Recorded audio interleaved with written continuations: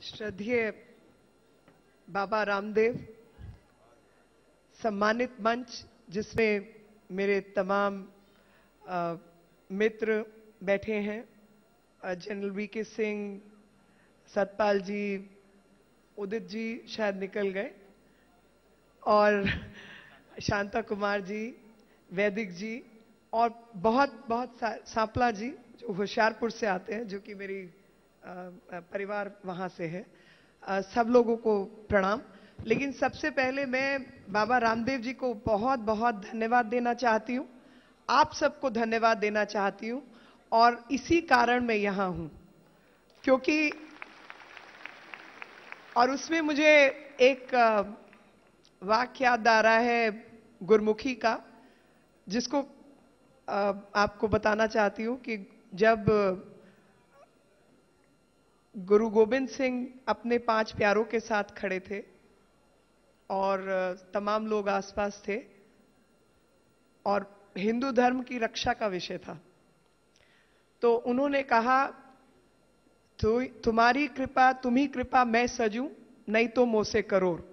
तो ये मैं आप लोगों को अर्पित करना चाहती हूं कि आपकी श्रद्धा, आपके काम की वजह से हम सब लोगों की सजावट है, नहीं तो हमारे जैसे करोड़ हैं। इसलिए आप सबका बहुत बहुत धन्यवाद।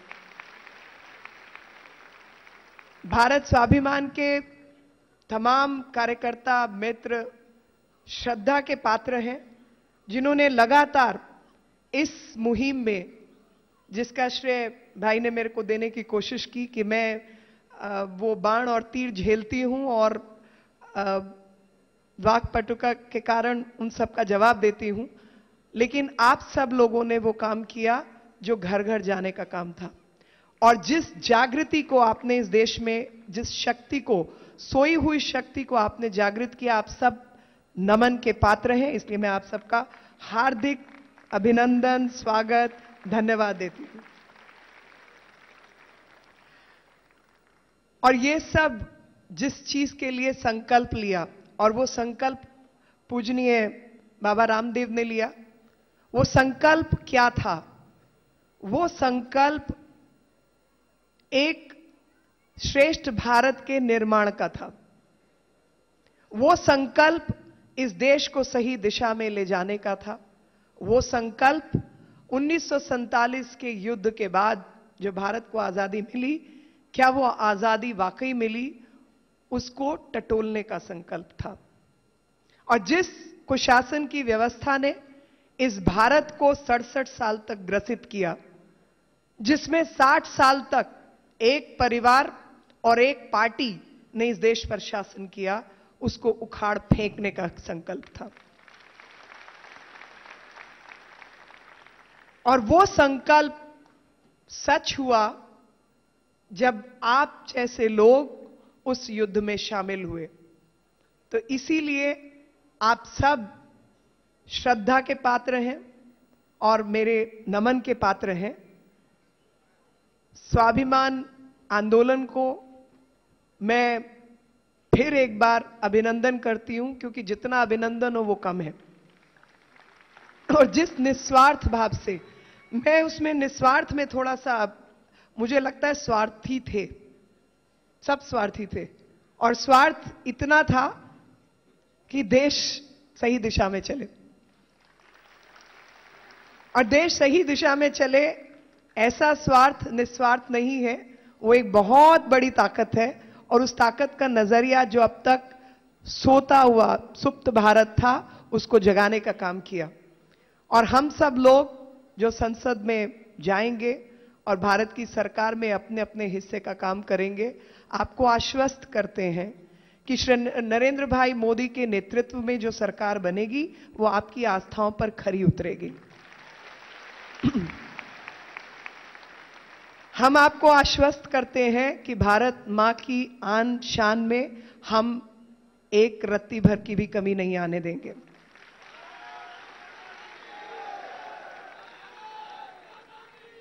हम लोग जनता के पैसे को जनता के कार्यक्रमों पर ही खर्च करेंगे।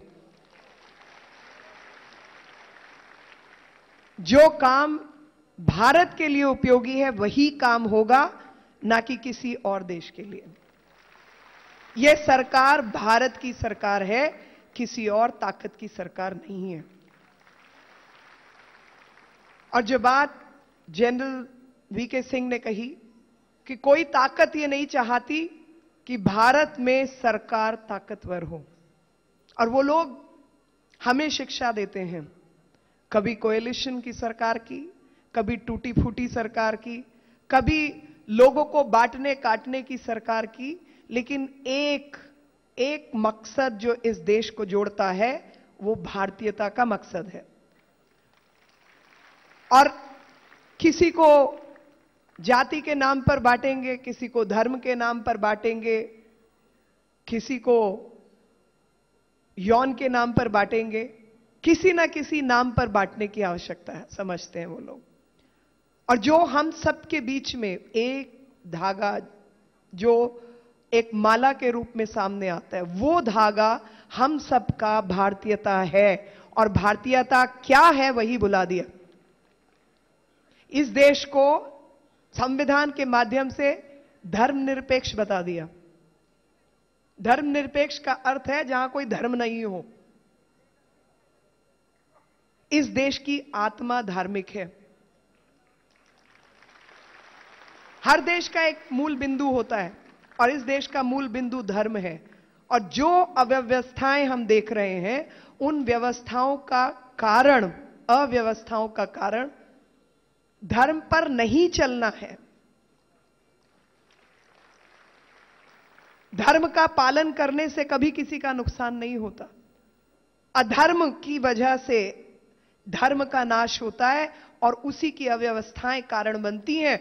देश को आश्वस्त करने की जरूरत है कि धर्मनिरपेक्ष का जो मतलब निकाला है, जिन शब्दों का प्रयोग हुआ है, जिस शब्दावली का प्रयोग हुआ है, वो इस देश के लायक नहीं है। ये एक धार्मिक देश है, ये आस्थावान देश है, ये देश है जहां पर लोगों को वापस सिखाना और बताना होगा कि आपका धर्म क्या है। और धर्म किसी और प्रारूप में नहीं कह रही हूं। धर्म क्या है, न्याय क्या है, व्यवस्था क्या है। और यह ऐसा देश है जिसने सीता को पूजा।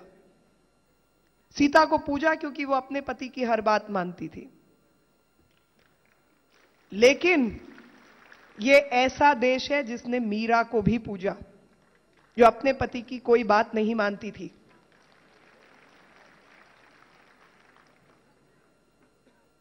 यह सोचने का विषय है, यानी किस समय पर क्या आवश्यक है, क्या सही है। एक ऐसा धर्म जो व्यक्ति से ऊपर उठकर देश हित, समाज हित के कार्यों के लिए सही हो।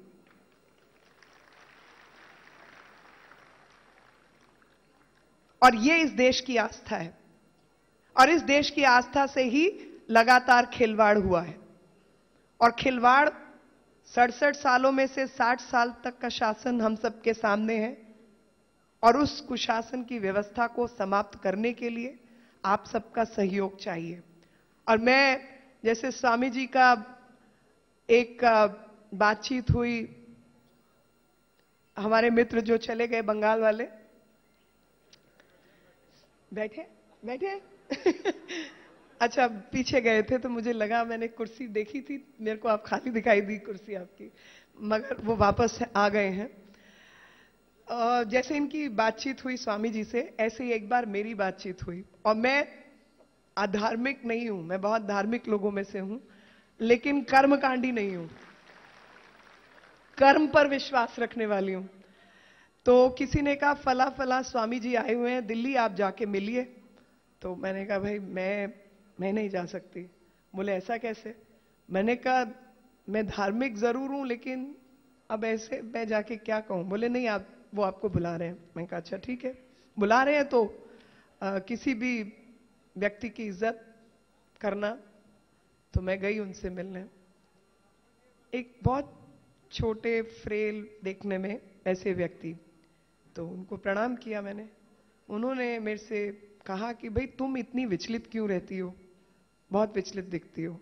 मैंने कहा आप बताइए तो क्या हो रहा है, देश का हाल कहां जा रहा है? क्या आपकी सीमा की सुरक्षा नहीं हो रही, आपकी आंतरिक सुरक्षा नहीं हो रही, आपकी आर्थिक सुरक्षा नहीं हो रही? लगातार हमें कहा जा रहा है कि हम गरीब देश हैं, गरीब देश हैं, गरीब देश हैं। सारा पैसा स्विट्जरलैंड में चला जाता है, सारा सिंगापुर चला जाता है। हम इतने गरीब हैं कि इन सब देशों की अर्थव्यवस्था हमारे पैसे से चलती है। तो विचलित नहीं हूं तो क्या करूं? तो उन्होंने एक बात कही, उन्होंने कहा भाई देखो, तुम्हारा विचलित होना तो निश्चित है, लेकिन मैं तुम्हें एक राय देना चाहता हूं। मैं कहा बताइए। बड़ों की राय सर आंखों पर, और मैं सब कुछ सीख कर पैदा नहीं हुई थी, तो लगातार मेरा शिक्षण जारी है। तो जहां से शिक्षा मिलती है, मैं बिल्कुल भिखारी खड़ी हूं शिक्षा प्राप्त करने के लिए, आप बताइए। तो उन्होंने कहा कि भाई आप मुझे ये बताओ कि आपके जो समाज है इस समय, उसमें क्या टीचर सही हैं? हमारे हाँ चले गए। तो मैंने कहा नहीं। बोले खाना भोजन सब शुद्ध है। मैंने कहा नहीं। तो बोले गायन शैली सब शुद्ध है। मैंने कहा वो भी नहीं है। तो बोले अब मेरे भाई को थोड़ी सी तकलीफ हुई है। तो बोले कि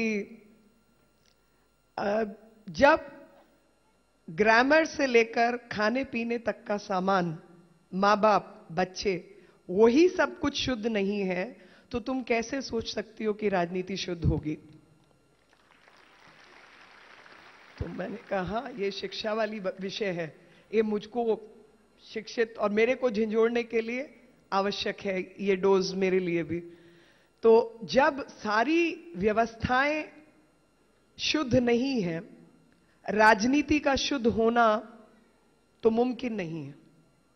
लेकिन ऐसी व्यवस्थाओं में जो महाभारत के काल से अशुद्धता डलती आई है, तो उस अशुद्धता को समाप्त करने के लिए उससे अधिक ताकत लगानी पड़ेगी, और तुम सिर्फ अपने हिस्से का काम कर सकती हो, तो तुम अपना काम करो। और इसीलिए जो देश निर्माण का यज्ञ चल रहा है, जिसमें मैंने अपनी आहुति दी है, मैं आप सबको भी, क्योंकि आपने भी दी है, इस समय तक तो आपने दी है, लेकिन अभी वो यज्ञ जारी है। आपकी आहुति लगातार उस देश निर्माण के यज्ञ में डलती रहे, तभी हम इस समाज को बदल सकते हैं।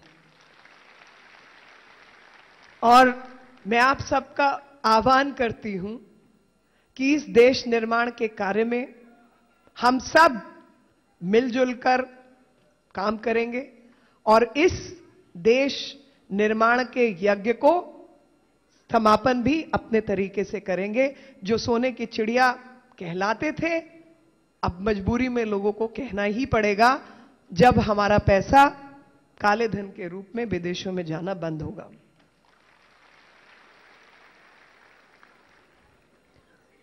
और ये लड़ाई हम भूले नहीं, हम सब भूले नहीं कि आखिर जिस कारण हम आज संकल्प दिवस के रूप में यहां इकट्ठे हुए हैं, संकल्प दिवस की पूर्ति के रूप में, वो संकल्प भारत को एक श्रेष्ठ भारत निर्माण का संकल्प था, और वो संकल्प अभी जारी है। बाबा ने और मेहनत करके हम सबको जागरूक तो कर दिया है, लेकिन वो काम अभी पूरा नहीं हुआ है। वो काम अभी करते रहना है, चलते रहना है, जागृत रहना है, और कहीं उसमें कमी ना आ पाए। और इन्हीं शब्दों के साथ आप सबको मैं एक बार फिर बहुत बहुत धन्यवाद देती हूं कि आप सबने भी उस यज्ञ में अपनी अपनी आहुति दी है, और आगे भी हमें मदद करते रहेंगे। मैं एक नारा जरूर लगवाती हूं हर समापन पे, और आप सबसे अनुरोध है, मैं कहूंगी एक भारत, आप सब कहेंगे श्रेष्ठ भारत, क्योंकि यही बिंदु है हमारा एक भारत के निर्माण का। कटना छटना बटना बंद करें, और श्रेष्ठ भारत के निर्माण का वो तभी हो सकता है जब हम कटना छटना बंद करें।